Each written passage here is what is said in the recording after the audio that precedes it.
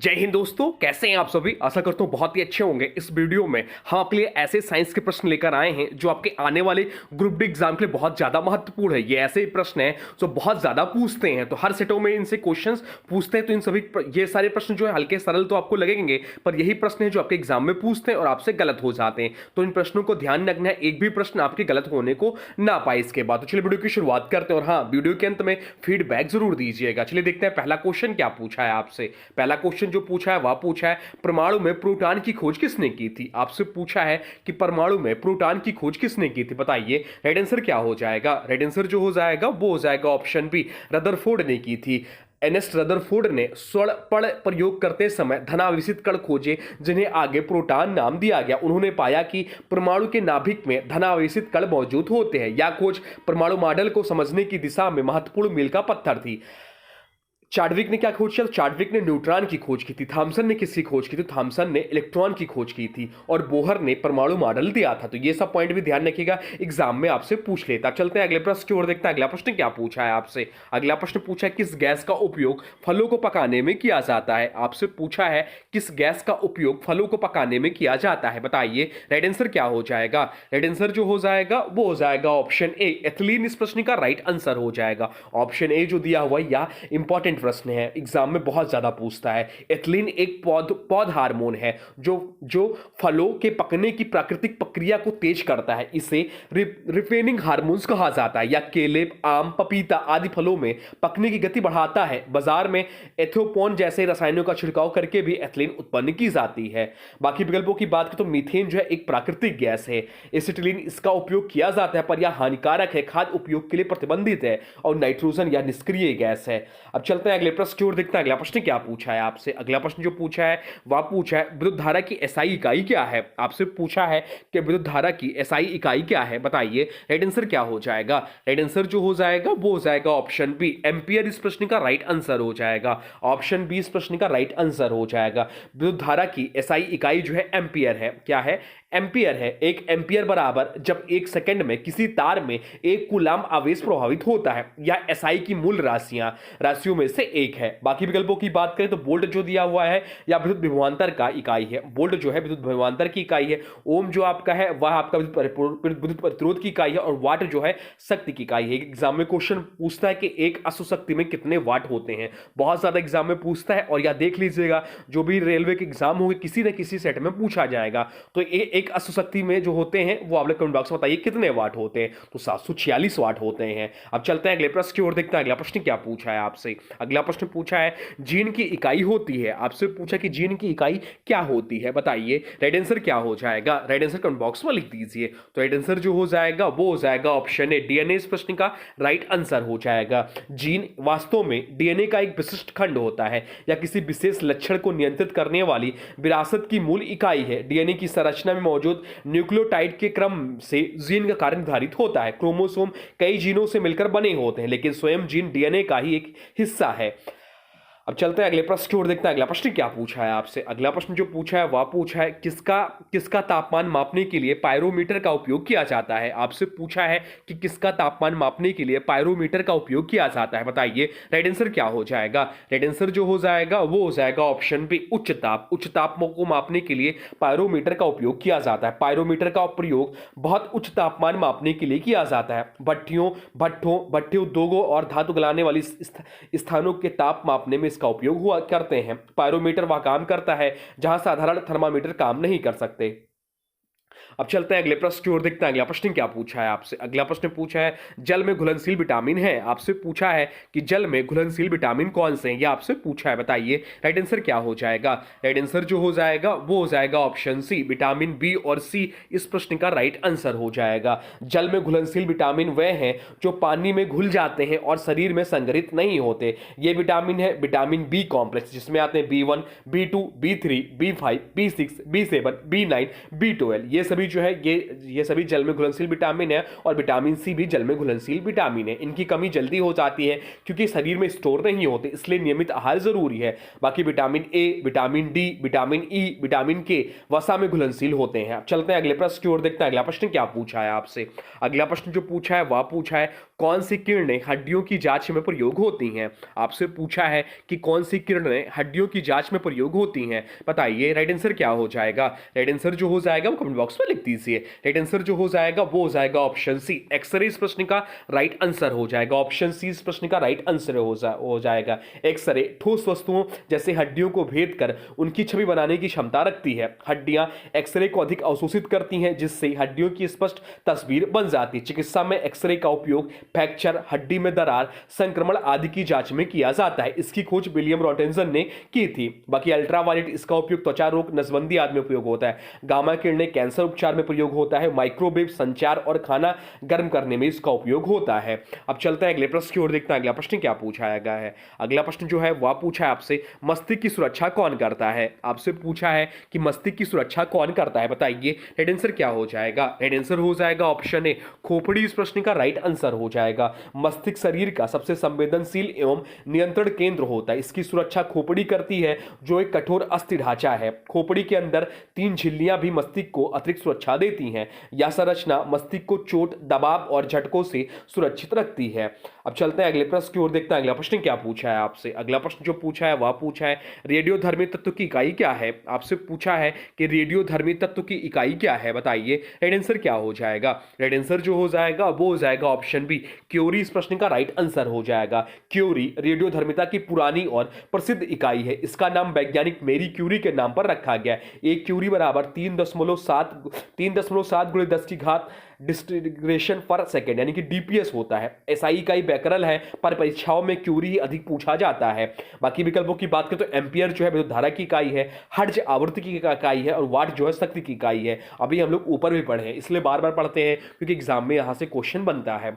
अब चलते हैं अगले प्रश्न की ओर, देखते हैं अगला प्रश्न क्या पूछा है आपसे। अगला प्रश्न पूछा वायु में अधिकतम मात्रा में कौन सी गैस पाई जाती है। आपसे पूछा है कि वायु में अधिकतम मात्रा में कौन सी गैस पाई जाती है, बताइए राइट आंसर क्या हो जाएगा। राइट आंसर कमेंट बॉक्स में लिख दीजिए। राइट आंसर जो हो जाएगा वो हो जाएगा ऑप्शन ए, नाइट्रोजन इस प्रश्न का राइट आंसर हो जाएगा।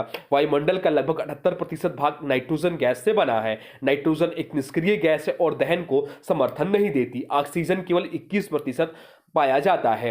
तो नाइट्रोजन कितना 78% पाया जाता है वायुमंडल में, ऑक्सीजन 21%, आर्गन 0.93 मतलब 93% पाया जाता है। बाकी CO2 0.3 से 0.4 के बीच में पाया जाता है। अब चलते हैं अगले प्रश्न की ओर, देखते हैं अगला प्रश्न क्या पूछा है आपसे। अगला प्रश्न पूछा है डीएनए की पूर्ण रूप क्या है। आपसे पूछा कि डीएनए की पूर्ण रूप क्या है, बताइए राइट आंसर क्या हो जाएगा। बहुत ज्यादा एग्जाम पूछता है, बताइए राइट आंसर क्या हो जाएगा।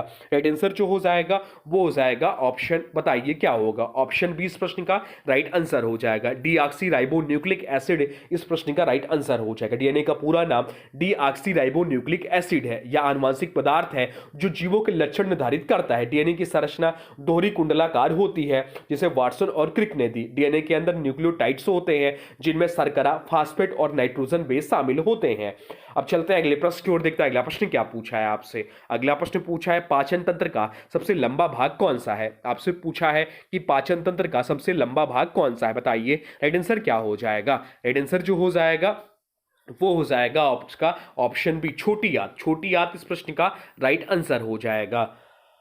छोटी आंत मानव शरीर के पाचन तंत्र का सबसे लंबा भाग है। इसकी लंबाई जो है लगभग 6 मीटर लंबी होती है। इसमें मुख्यतः पाचन और अवशोषण की क्रिया होती है। छोटी आंत 3 भागों से मिलकर बनी होती है, ड्यूडेनम, जेजुनम और इलियम। यहाँ से पोषक तत्व रक्त में अवशोषित होकर शरीर के विभिन्न हिस्सों तक पहुंचते हैं। अब चलते हैं अगले प्रश्न की ओर, देखते हैं अगला प्रश्न क्या पूछा है आपसे। अगला प्रश्न जो पूछा है वह पूछा है कौन सा अंग शरीर की कार्यप्रणाली को नियंत्रित करता है। आपसे पूछा है कि कौन सा अंग जो है शरीर की कार्य प्रणाली को नियंत्रित करता है, बताइए राइट आंसर क्या हो जाएगा। राइट आंसर जो हो जाएगा वो हो जाएगा ऑप्शन ए, मस्तिष्क इस प्रश्न का राइट आंसर हो जाएगा। ऑप्शन ए इस प्रश्न का राइट आंसर आंसर हो जाएगा मस्तिष्क शरीर का नियंत्रण केंद्र है या शरीर की सभी स्वैच्छिक एवं अनैच्छिक क्रियाओं को नियंत्रित करता है, जैसे सोच, स्मरण, चलना, पाचन, सांस, हृदय गति आदि।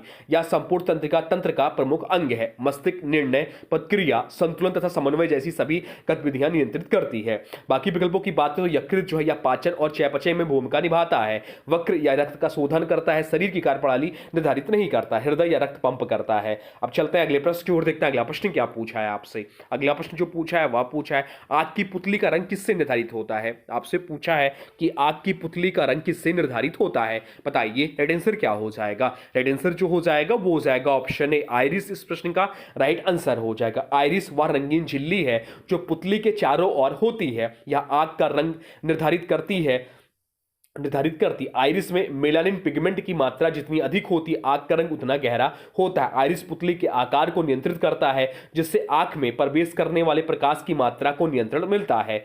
रेटिना छवियां बनाता है। लेंस प्रकाश को फोकस करता है, जबकि कार्निया आंख की बाहरी पारदर्शी परत है, ये रंग निर्धारित नहीं करते। अब चलते हैं अगले प्रश्न की ओर, देखते हैं अगला प्रश्न क्या पूछा है आपसे। अगला प्रश्न पूछा इंसुलिन हार्मोन का स्त्रावण कौन करता है। आपसे पूछा कि इंसुलिन हार्मोन्स का स्त्रावण कौन करता है, बताइए राइट आंसर क्या हो जाएगा। राइट आंसर जो हो जाएगा वो हो जाएगा ऑप्शन बी अग्नाशय। इस प्रश्न का राइट आंसर हो जाएगा इंसुलिन हार्मोन्स का स्त्रावण अग्नाशय के बीटा कोशिकाओं द्वारा किया जाता है। इंसुलिन रक्त में ग्लूकोज के स्तर को नियंत्रित करता है या ग्लूकोज को कोशिकाओं के अंदर भेजकर रक्त शर्करा को कम करता है। इंसुलिन की कमी या असंतुलन से डायबिटीज या मिलिटस रोग होता है। अग्नाशय में ही ग्लूकागान हार्मोन्स भी बनता है जो रक्त शर्करा को बढ़ाता है। अब चलते हैं अगले प्रश्न की ओर, देखते हैं अगला प्रश्न क्या पूछा है आपसे। अगला प्रश्न जो पूछा है वह पूछा है प्रकाश संश्लेषण की क्रिया में कौन सी गैस उत्सर्जित होती है। आपसे पूछा है कि प्रकाश संश्लेषण की क्रिया में कौन सी गैस उत्सर्जित होती है, बताइए राइट आंसर क्या हो जाएगा।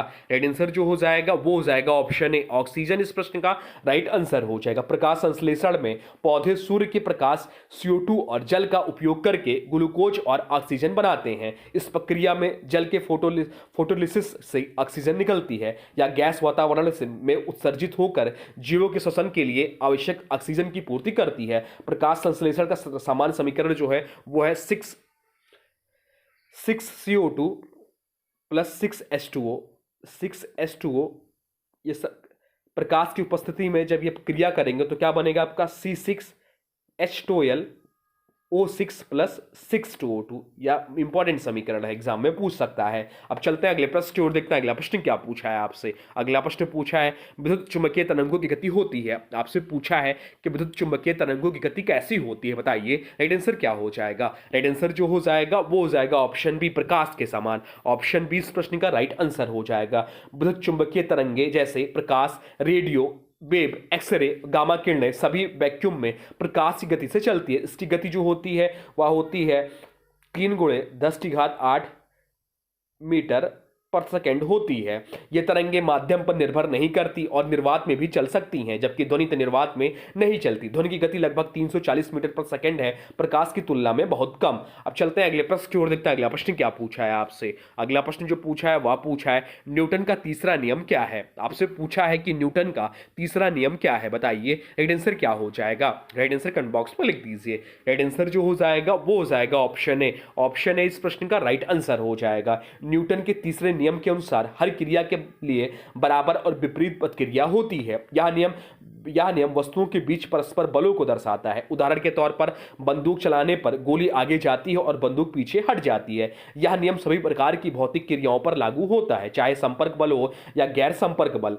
बाकी विकल्पों की बात करें तो ऑप्शन बी जो दिया हुआ है बल बराबर द्रव्यमान गुणित त्वरण या न्यूटन का दूसरा नियम है। और वस्तु स्थिर रहती है या पहला नियम है, जड़त्व का नियम भी जिसे कहते हैं। अब चलते हैं अगले प्रश्न की ओर, देखते हैं अगला प्रश्न क्या पूछा है आपसे। अगला प्रश्न पूछा है डीएनए और आरएनए में अंतर होता है। आपसे पूछा कि डीएनए और आरएनए में क्या अंतर होता है, बताइए राइट आंसर क्या हो जाएगा। राइट आंसर जो हो जाएगा वो हो जाएगा ऑप्शन डी उपरोक्त सभी में, बेस में भी, शर्करा में भी और संरचना में भी। बेस में क्या अंतर होता है? तो बेस में डीएनए में थाइमीन होता है और आरएनए में थाइमीन की जगह यूरासिल होता है। शर्करा में डीएनए में डीऑक्सीराइबोस शर्करा होता है, आरएनए में राइबोस शर्करा होता है। और संरचना में डीएनए में डबल स्टैंडर्ड हेलिक्स मॉडल संरचना होता है, आरएनए में आमतौर पर सिंगल स्टैंडर्ड संरचना होता है। इसलिए डीएनए और आरएनए बेस शर्करा, डीएनए और आरएनए इसलिए डीएनए और आरएनए बेस शर्करा और संरचना तीनों में एक दूसरे से भिन्न है। अब चलते हैं अगले प्रश्न की ओर, देखते हैं अगला प्रश्न क्या पूछा है आपसे। अगला प्रश्न पूछा है पीएच स्केल की खोज किसने की थी? आपसे पूछा है कि पीएच स्केल की खोज किसने की थी, बताइए राइट आंसर क्या हो जाएगा? तो राइट आंसर जो हो जाएगा वो हो जाएगा ऑप्शन ए, सोरेन पीटर लॉरिसन ने। ऑप्शन ए इस प्रश्न का राइट आंसर हो जाएगा।